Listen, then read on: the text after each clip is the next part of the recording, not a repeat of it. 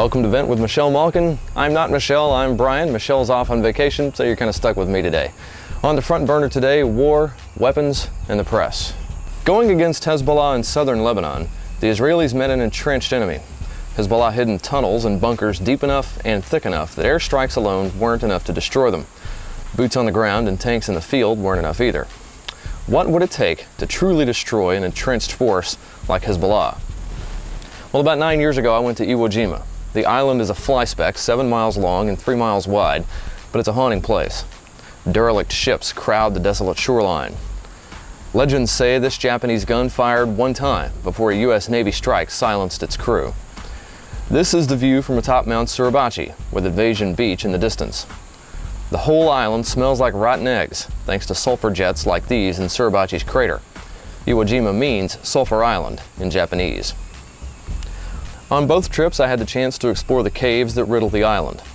They were carved with slave labor, but during the battle in 1945, the 22,000 Japanese troops used the caves as bunkers and tunnels. This cave was the command post. We found and explored this cave deep in the jungle, which still bears the marks of fire on the walls, but I'm getting ahead of myself. We found a boot and a gas mask here, presumably Japanese. Our Marines fought for every inch of this island, at a cost of nearly 7,000 Americans and more than 21,000 Japanese. How did the Marines root out an underground army? Well, it wasn't with flowers.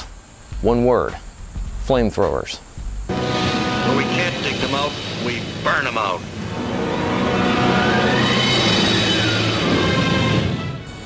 The Marines had a few advantages that no modern army is likely to have.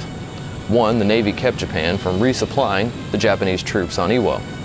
Two, there was no civilian population to worry about, so the Marine flamethrowers and bulldozers turned Iwo Jima into a moonscape. There were no human shields or fake baby milk factories. And three, the press wasn't around to transmit live pictures of the carnage.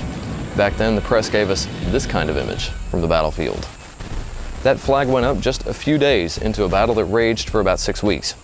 Imagine what today's New York Times would do with images of Israeli troops burning Hezbollah terrorists out of their bunkers for more than a month. Now, I'm not saying that if we don't mount all of our tanks with flamethrowers, then the terrorists will have already won. I am saying you can't fight and win a war against an enemy like this with one hand tied behind your back. And that's what we're doing, and that's what the Israelis did in southern Lebanon. We're all in a war for our survival and our freedom right now, and it's high time we decided whether or not we intend to win it.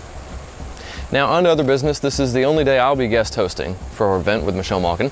Next week, we have a bunch of guest hosts coming in, and you want to make sure to tune in for all those. On Monday and Tuesday, we have Town Hall's Mary Catherine Ham.